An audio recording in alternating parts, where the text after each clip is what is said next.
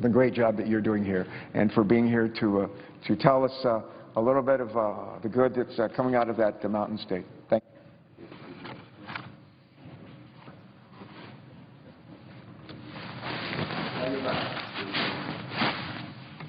Madam President.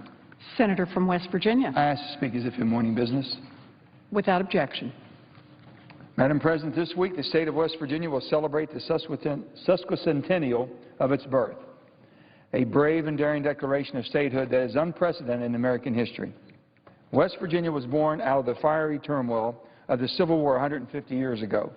It was founded by true patriots who were willing to risk their lives and fortunes in a united pursuit of justice and freedom for all.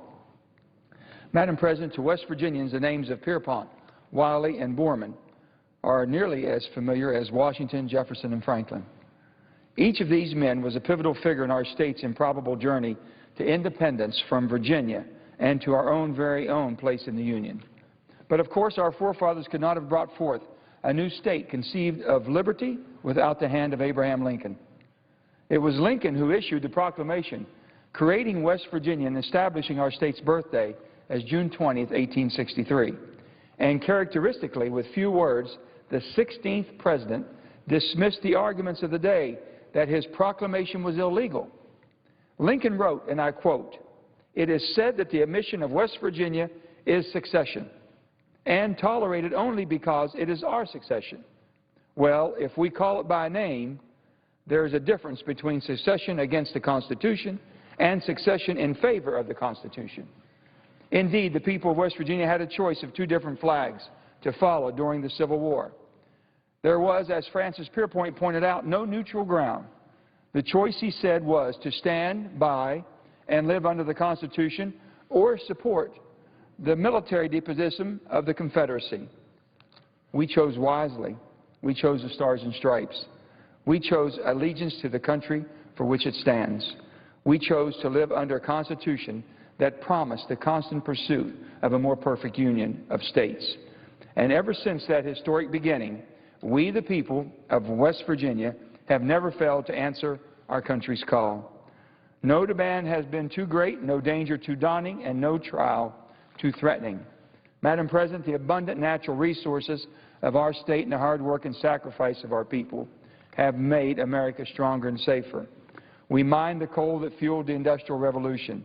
We powered the railroads across North America continent and still today produces electricity for cities all across this country. We stoked the steel factories that armed our soldiers for battles all across the globe and built the warships that plowed the oceans of the world. And we have filled the ranks of our military forces in numbers far greater than should ever be expected of our little state. Consider this. According to the U.S. Census data, West Virginia ranked first, second, or third in military casualty rates in every U.S. war of the 20th century, twice that of New York's and Connecticut's in Vietnam, and more than 2.5 times the rates of those two states in Korea. Today, 13.8% of West Virginia's population is made up of veterans, the 7th highest percentage among all states.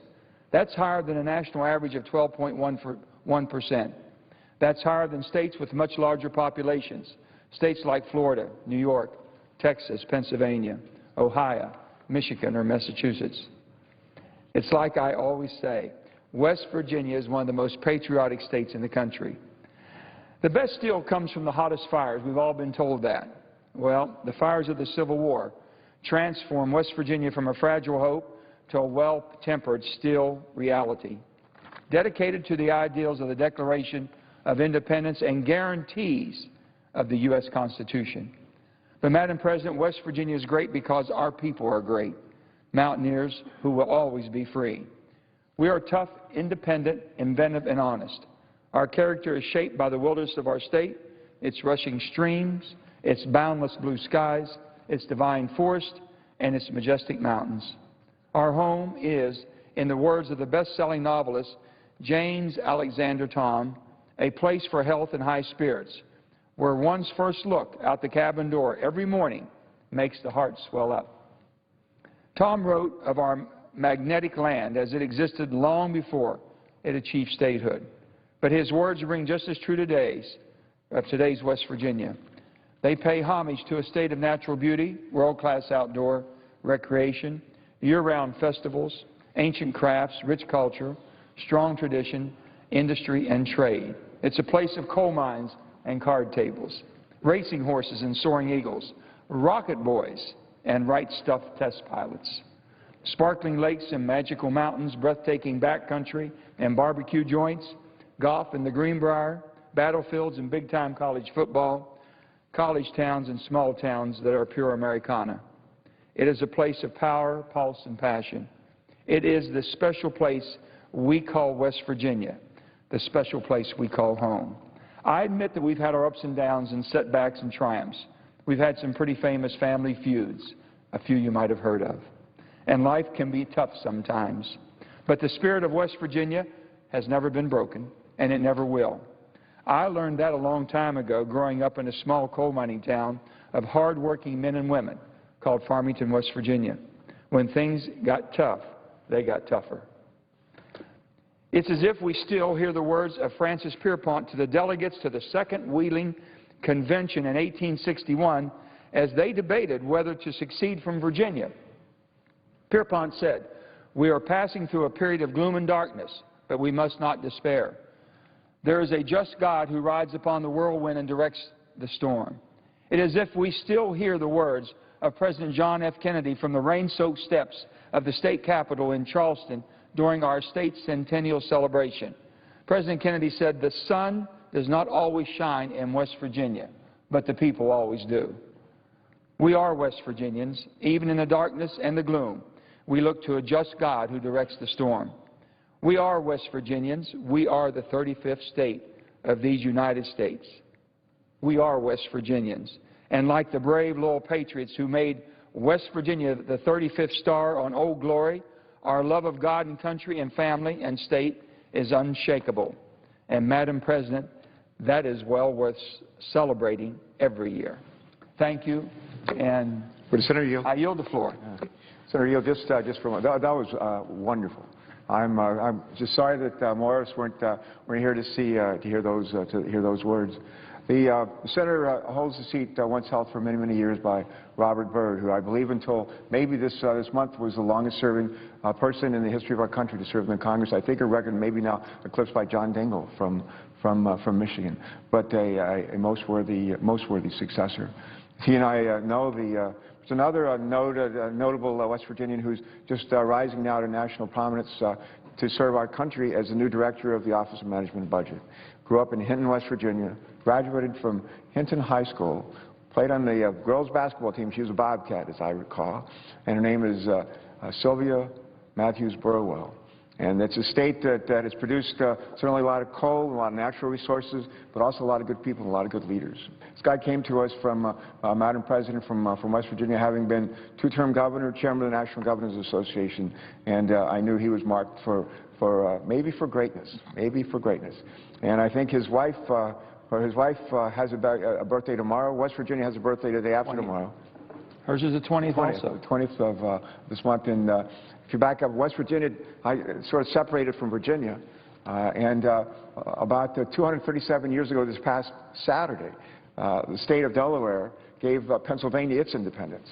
And we had been joined as a colony. What Delaware was now Delaware and Pennsylvania were joined at the hip. And I like to say on June 15, 1776, Delaware gave Pennsylvania its independence and also declared our independence from the tyranny of the British throne.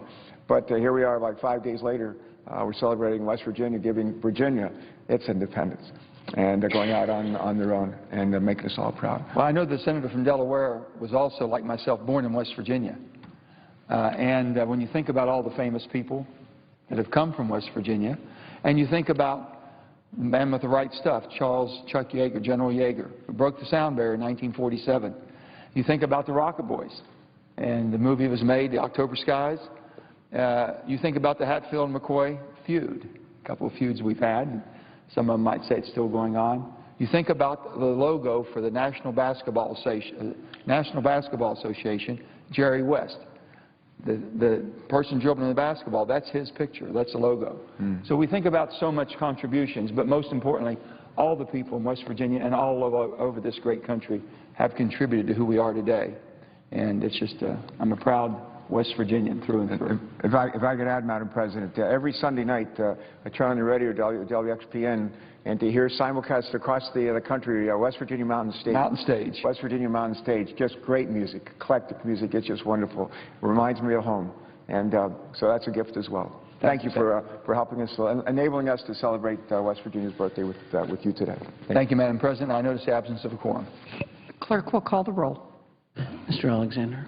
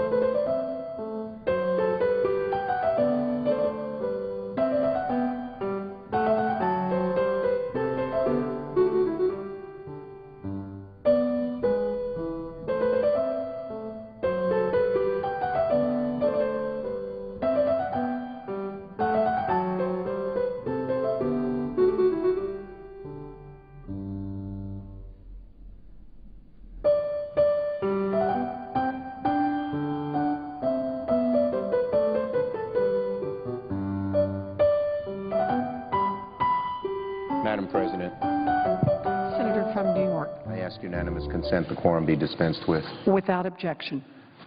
Madam President, I rise to discuss the report by the Congressional Budget Office that was just released. This is a long-awaited report. We've all been waiting with bated breath to see what they would say. The report assesses the economic and fiscal impact of S-744, the bipartisan immigration bill being debated here in the Senate. Now, we are still digesting the report, but at first glance it contains some very positive news for comprehensive immigration reform on a number of fronts. At the beginning of our bipartisan negotiations on this bill, we made an important promise. Our bill will not add to the deficit. CBO found that we kept our promise and then some. Let me review some of the top-line findings of CBO report. CBO found that our bill decreases, let me underline that, decreases federal budget deficits by $197 billion over the 2014 to 2023 period. CBO finds that we achieve about $700 billion in deficit reduction in the second decade of implementation from 2024 to 2033. So the first 10 years, our bill, according to CBO, decreases the deficit by $175 billion. In the second 10 years, by $700 billion. The CBO also released an economic analysis that found that the bill will increase GDP by 3.3% in 2023 and between 5.1 and 5.7% in 2033. The second decade figure on deficit reduction is quite relevant and remarkable. Many of the bill's opponents were specifically urging the CBO to look at the second decade in hopes it would show major costs. But CBO found just the opposite. Madam President, I cannot overstate the significance of these findings. Simply put, this report is huge momentum. Simply put, this report is a huge momentum boost for immigration reform. It debunks the idea that immigration reform is anything other than a boon to our economy and robs the bill's opponents of one of their last remaining arguments. The report proves once and for all that immigration reform is not only the right thing to do to stay true to our nation's principles, it will also boost our economy, reduce the deficit, and create jobs. Immigration reform should be a priority of progressives and conservatives alike. I yield the floor and note the absence of a quorum. The clerk will call the roll. Mr. Alexander.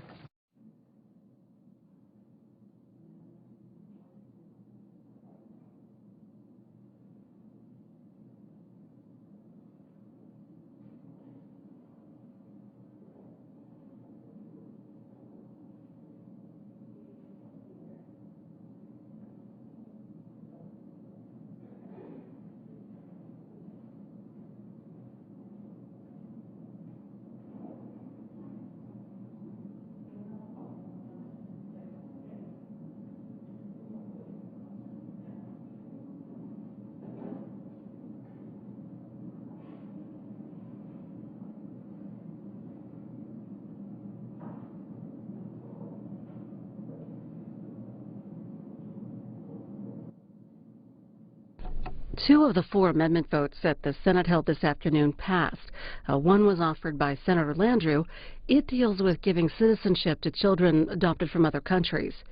And the other amendment that passed, offered by Senator Tester, would add 4 Native Americans to the Border Security Task Force. CQ Roll Call reports that Senate Republicans are coalescing around a number of proposed amendments that they say could create enough momentum for the immigration bill to pass in the Senate with more than 70 votes, a mark of support that they say would improve the legislation's chances in the House. The story goes on to say that Republicans are working on amendments related to border security, employment verification, public benefits for undocumented immigrants, and other issues, and hope to introduce it within the next few days.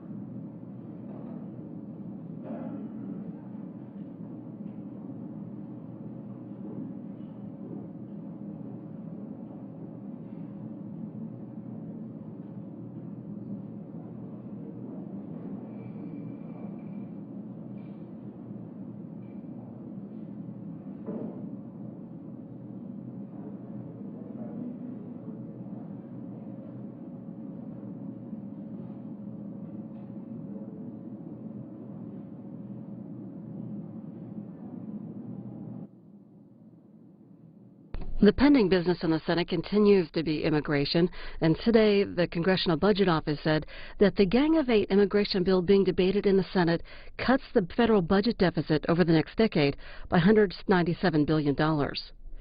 As we wait for a senator to speak, we'll watch this morning's Washington Journal. Tom Taylor from Bloomberg BNA talking about recent Supreme Court decisions.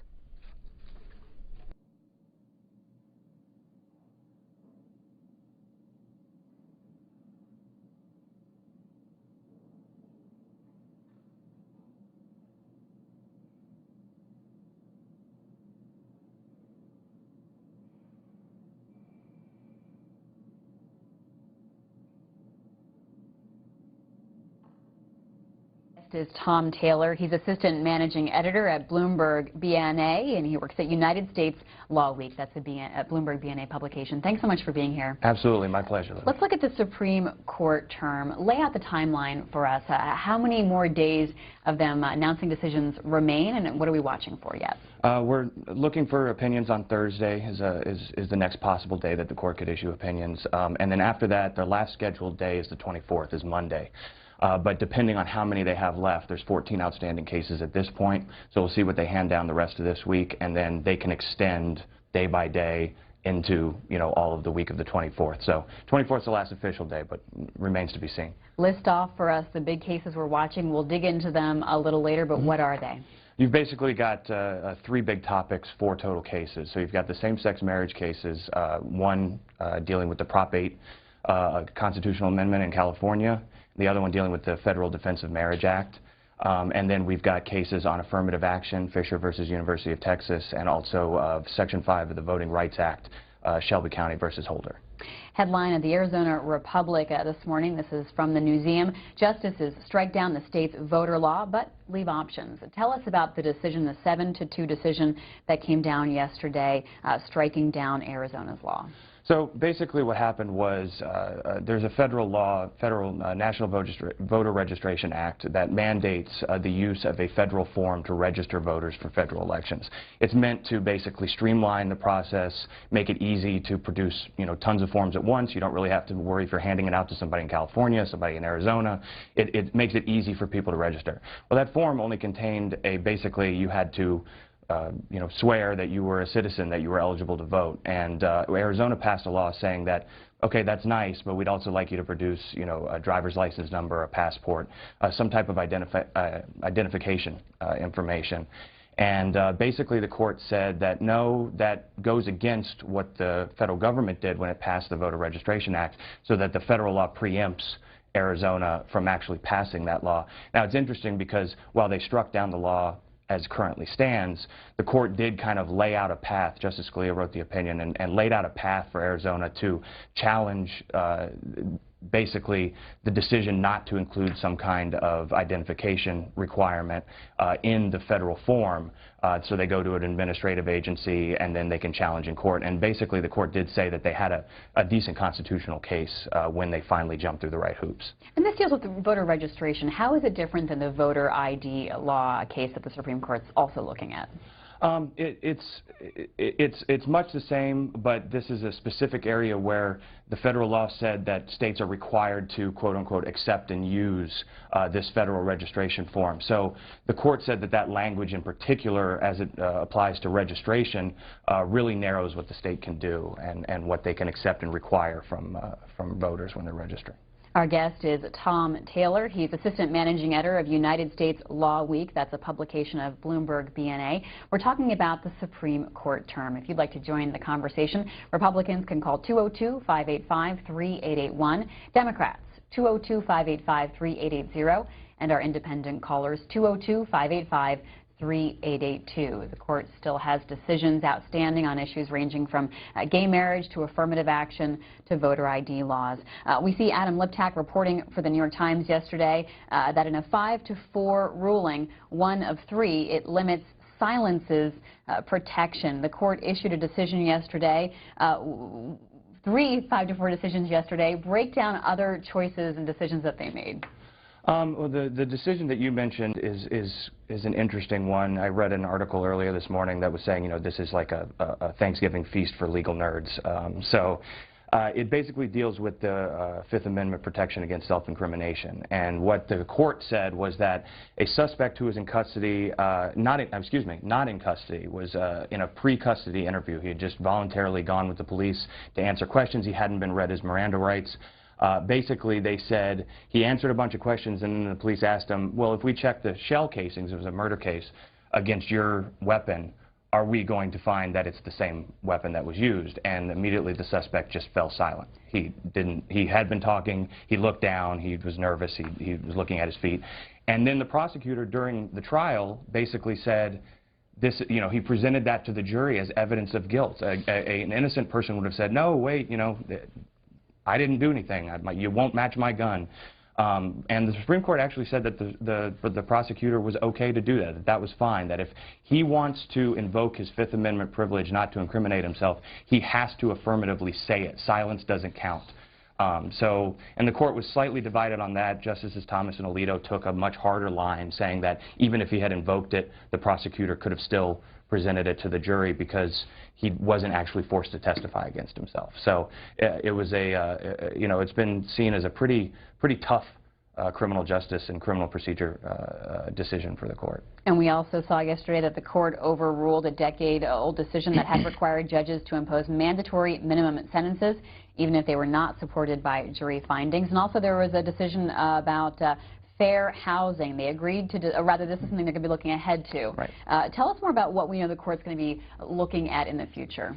The court is definitely still trying to fill out its docket for next term. There's not a lot of, what people would classify as blockbuster opinions on that docket yet. They're still, getting to everything. They're going to have a lot of cases come in over the summer. Of course, everybody has 90 days to file after their last appeal with the Supreme Court, so they kind of trickle in over the summer while the justices are gone. But the case that you mentioned is quite interesting. It has to deal with whether you can file a Fair Housing Act claim based on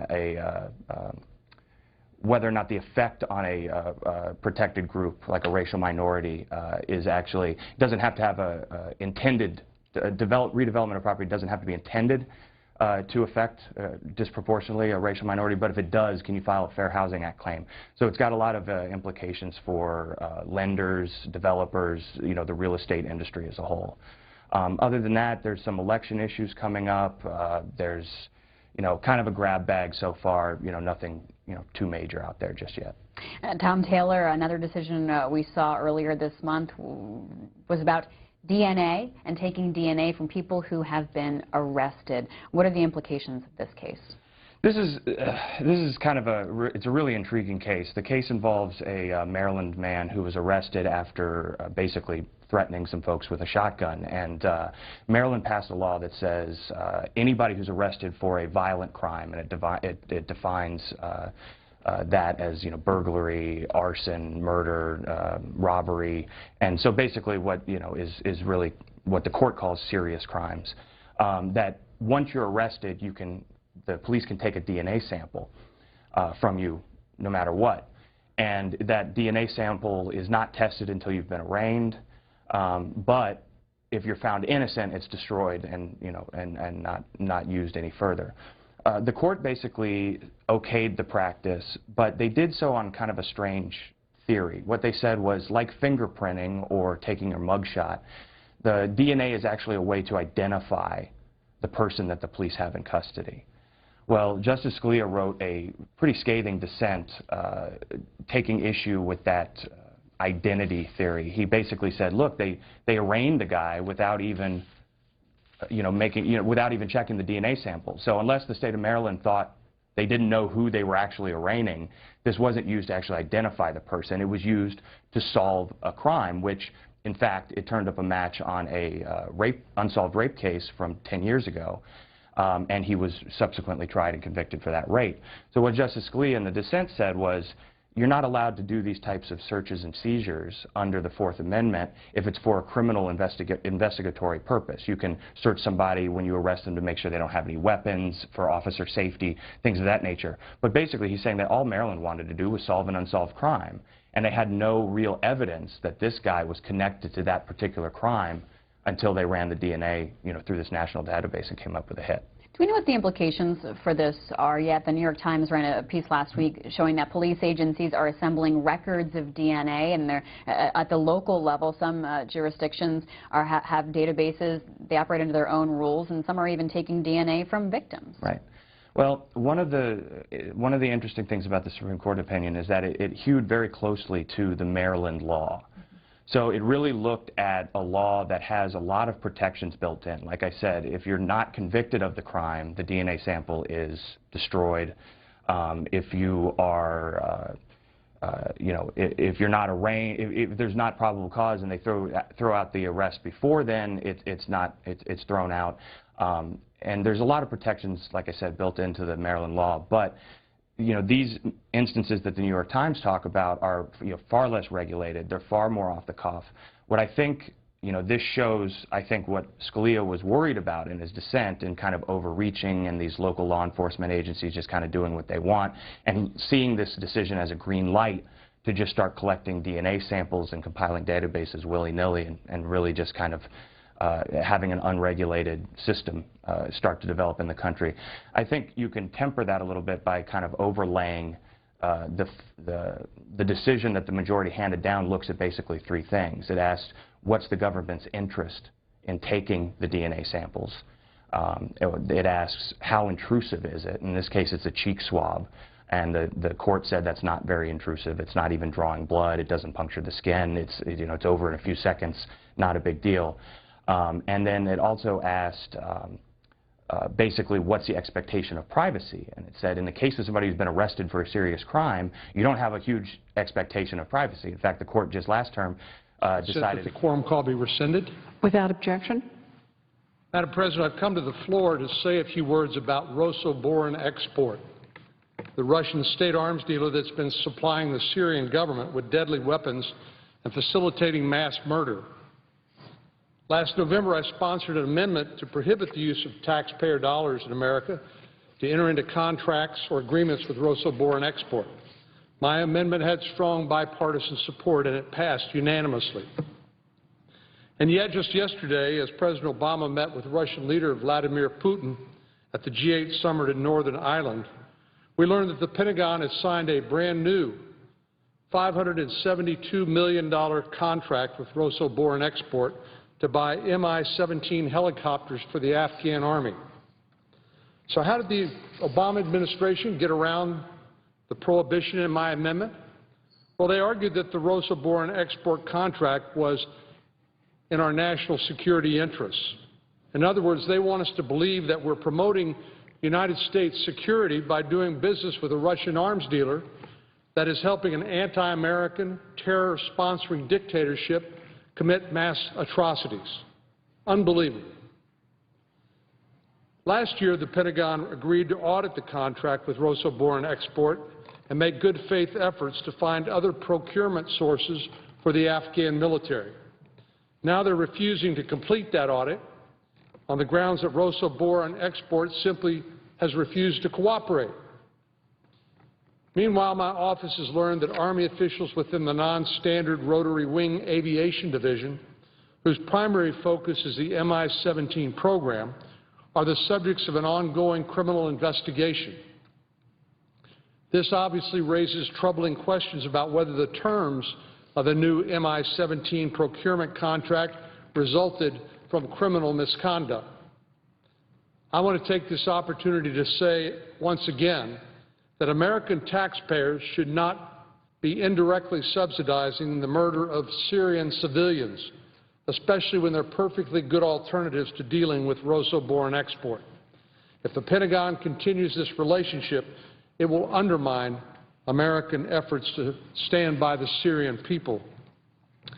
Madam President, I yield the floor, and I'd suggest the absence of a quorum. The clerk will call the roll. Mr. Alexander.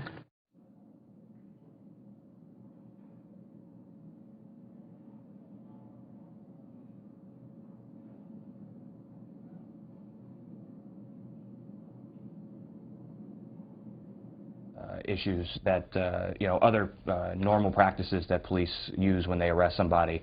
And I think the dissent speaks to this at great length and says that while fingerprinting actually is used to identify people, when they take your fingerprints, they run it through a database of known individuals that has identifying information associated with each of those fingerprints. So if you run your fingerprints, you come through, it gives you name, social security number, whatever, other identifying information there is.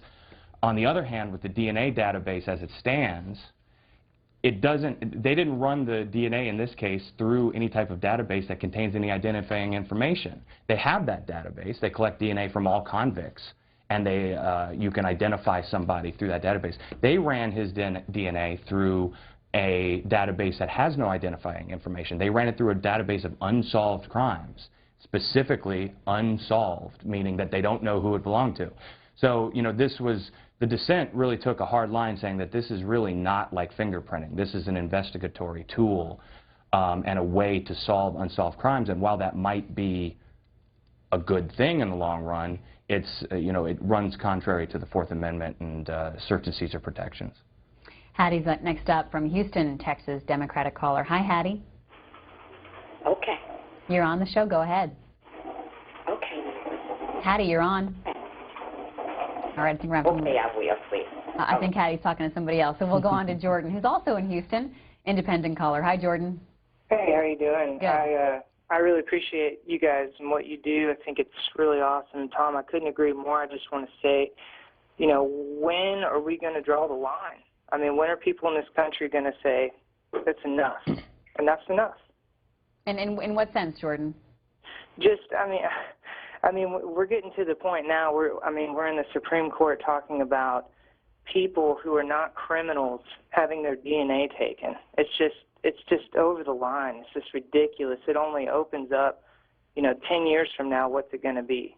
It's just continuous expansion. It just continues and continues, and we talk about it all day. And like I said, I appreciate what you guys do because you bring it to light.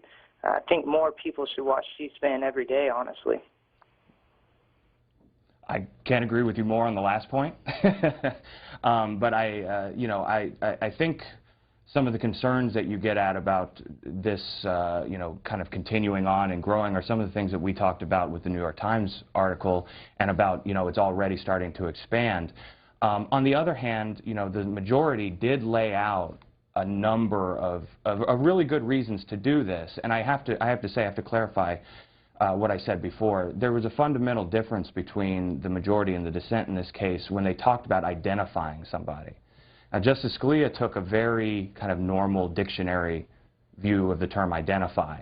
And basically what he said was, you're not identifying somebody, you're trying to solve a prior crime. Well, Justice Kennedy, who wrote the majority opinion, took a much more kind of existential view of identifying somebody. And he said that it helps the police know who they have in custody, and who they have in custody really also incorporates, have these people committed past crimes? Are they violent? What have they done in the past? So, the point that the majority made was this not only helps solve past crimes, but it basically helps them weigh in on decisions on bail. Can should this person be released on bail? Should this person be released at all awaiting trial?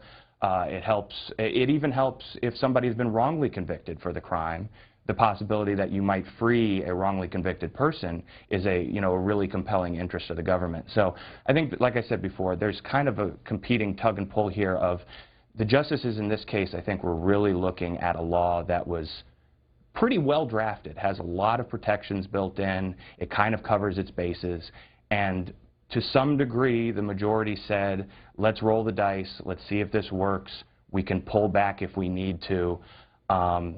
That and, it was a group of justices, including Justice Breyer, who was kind of the, Scalia joined Sotomayor, Kagan, and Ginsburg, so there was kind of an odd lineup there. And Justice Breyer moved over and joined Alito, Thomas, the Chief, and Kennedy. And, there's a definite tough on crime. Morning business. Without objection. Thank you.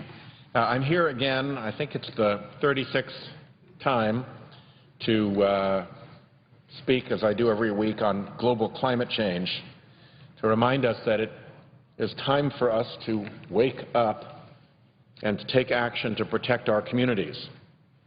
The risks that we ignore will not go away on their own. The longer we remain asleep, the greater the challenges we leave for our children and grandchildren.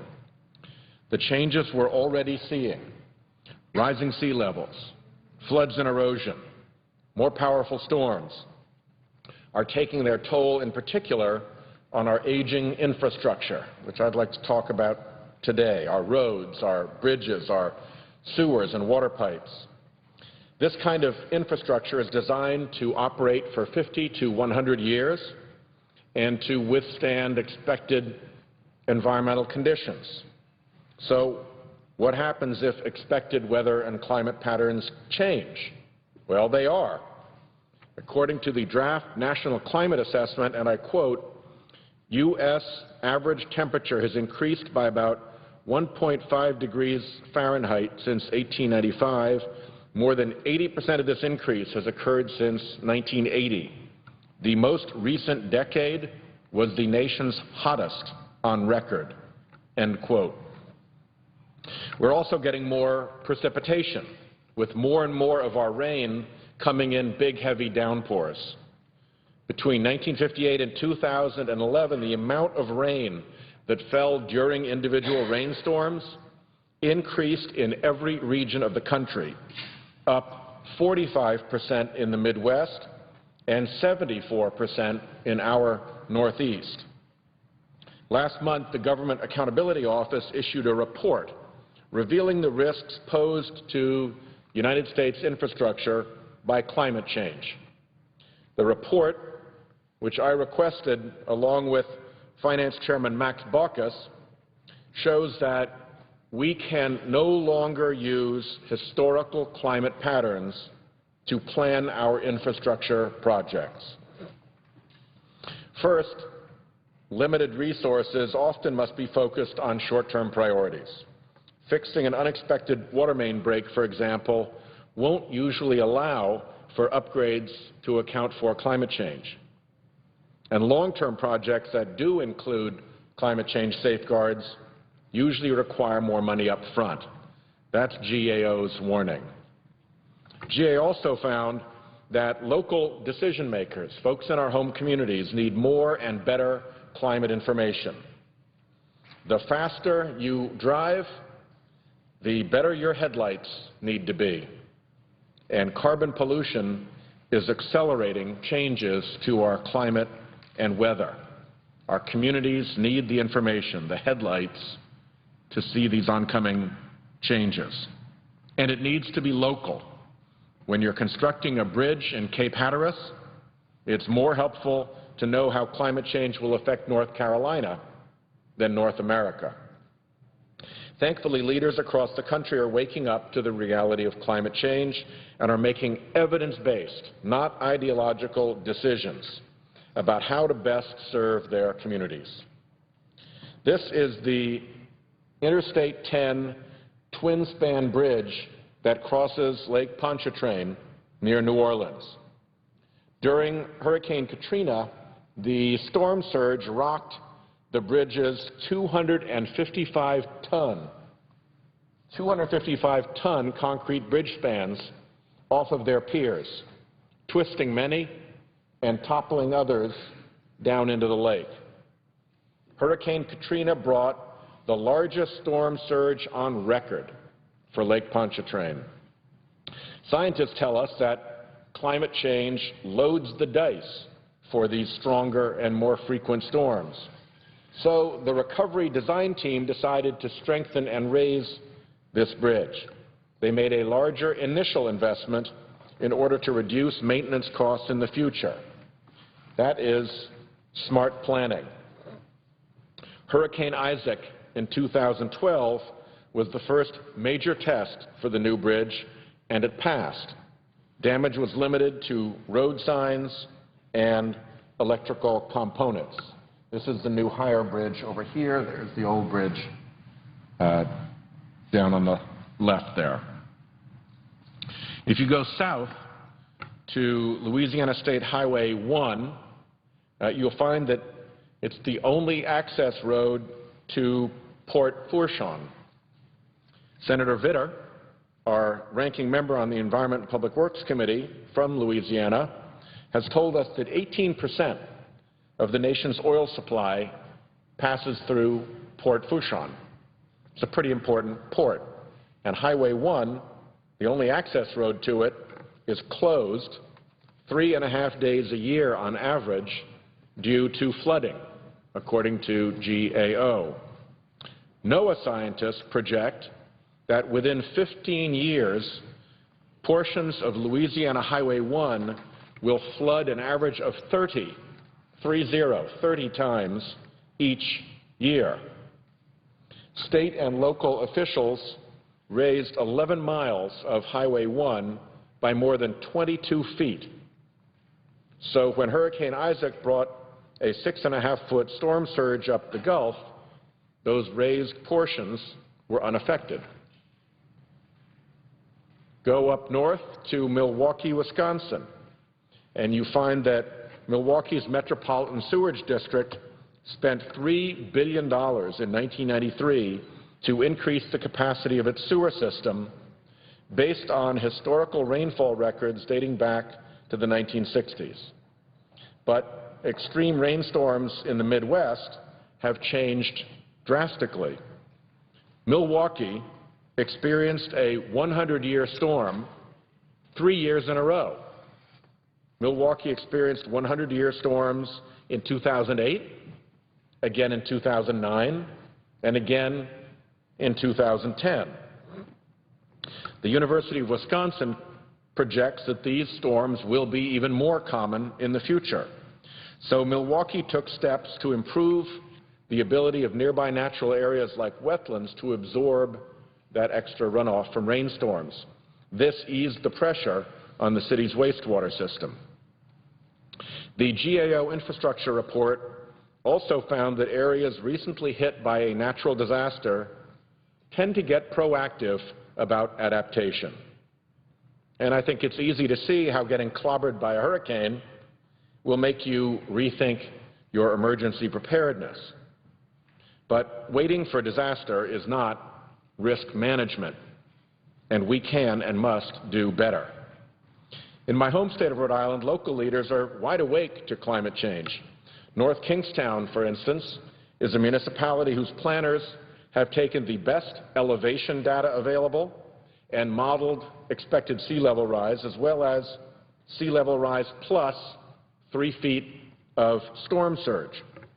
By combining these models with maps that show the roads, emergency routes, water treatment plants, and estuaries, the town can better plan its transportation, conservation, and relocation projects. Just last week, North Kingstown's efforts were recognized by a grant from the EPA and will be a model for communities throughout the country. Other coastal states face many of the same risks that we are facing in Rhode Island, none more than Florida. A study of sea level rise on U.S. coasts found that in Florida, more than 1.5 million residents and almost 900,000 homes would be affected by 3 feet of sea level rise. Both numbers, 1.5 million residents and almost 900,000 homes, are almost double any other state in the nation. These maps show what 3 feet of sea level rise means for Miami-Dade County in southeastern Florida. The map on the left shows the current elevation in southern Miami-Dade compared to 3 feet of sea level rise shown here on your right. The blue regions, which are green here, are the regions that have gone underwater with 3 feet of sea level rise. They would lose acres and acres and acres of land. This nuclear power station and this wastewater treatment plant are virtually cut off from dry land. And the flooding won't just be along the coast. Low-lying inland areas are also at risk. That's because in Florida, particularly in the Miami metropolitan area, the buildings are built on limestone. Florida stands on a limestone geological base, and limestone is porous. Up in New England, we can build levees and other structures to hold the water back. In Miami, you'd be building those structures on a geological sponge. The water will just seep under and through the porous limestone. Rising seas don't just threaten southern Florida. According to the American Security Project, Eglin Air Force Base on the Florida Panhandle coast, which is the largest Air Force base in the world, is one of the 5 most vulnerable U.S. military installations because of its vulnerability to storm surges, sea level rise, and saltwater intrusion. Responsible Floridians looking at these projections have decided to take action. 4 counties in Florida, Miami-Dade, Palm Beach, Broward, and Monroe, have formed the Southeast Florida Regional Climate Change Compact. Using the best available science, they have assessed the vulnerability of South Florida's communities to sea level rise. In their 4 counties in Florida alone, a 1-foot rise in sea level would endanger approximately $4 billion in property, just in those 4 counties. A 3-foot sea level rise would endanger approximately $31 billion in property. In Monroe County, 3 of the 4 hospitals, 2/3 of the schools, and 71% of emergency shelters are endangered by a 1-foot rise. That's a lot of infrastructure at risk. Together, these Florida counties, which are led both by Republicans and Democrats, this is a bipartisan county effort in Florida, have adopted a plan to mitigate property loss, make infrastructure more resilient, and protect those essential community structures like hospitals, schools, and emergency shelters. This past October, those member counties signed a 5-year plan with 110 different action items, including efforts to make infrastructure more resilient, reduce the threats to vital ecosystems, help farmers adapt, increase renewable energy capacity, and educate their public about the threat of climate change to Florida. Looking at all of those risks to Florida, looking at the bipartisan action taken by those county leaders in Florida, I have to ask, if you are a member of Congress from Florida, how can you credibly deny climate change? Studies show that about 95% of climate scientists think climate change is really happening and humans really are contributing to it. About 5% disagree or aren't so sure. Can Floridians here in Congress really take the 5% bet? Does that seem smart and cautious and prudent and responsible? This is the only Florida we've got. And the Sunshine State is ground zero for sea level rise. It is long past time for us to act on climate change, but it's not too late to be ready, and it's not too late to be smart in Florida and elsewhere. In Florida and in other states, infrastructure has to be designed for and adapted to the climate changes we can foresee. So I thank the Government Accountability Office for this report. Nature could not be giving us clearer warnings. Whatever higher power gave us our advanced human capacity for perception, calculation, analysis, deduction, and foresight has laid out before us more than enough information for us to make the right decisions. Fortunately, these human capacities provide us everything we need to act responsibly on this information, if only we will awaken. Madam President, I yield the floor. I note the absence of a quorum. The clerk will call the roll. Mr. Alexander.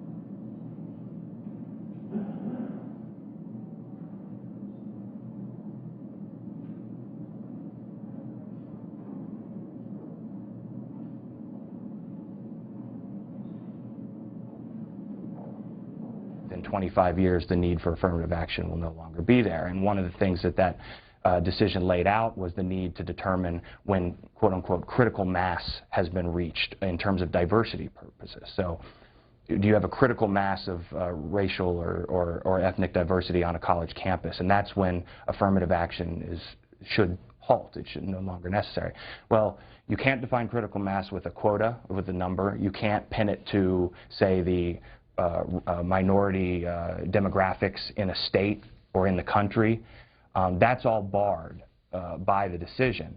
So the court was really very interested in trying to get somebody to tell them what does critical mass mean, other than, you know, in this case, the University of Texas telling us, well, we're not there yet. The court wasn't altogether happy with, you know, we're not there yet as an answer. And our guest, Tom Taylor, wrote for Bloomberg BNA's United States Law Week a piece about the affirmative action case when it was first argued a few months ago. C-Dog on Twitter writes in and asks about Prop 8, the gay marriage question. He writes, if the Supreme Court refuses to rule on Prop 8, will it still be fought in the courts? That's an excellent question.